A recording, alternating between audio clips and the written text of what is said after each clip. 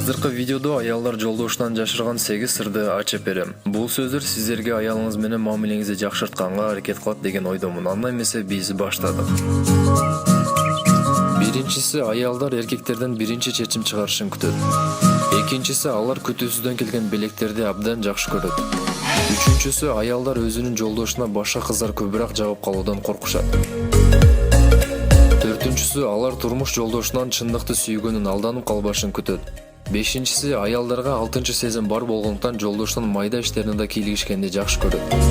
6-чысы, аялдар күйөөсүнүн достору менен футбол ойношу же башка иштер менен жүрүшүнө каршы эмес. Алар өздөрүнө убакыт бөлүүнү талап кылышат.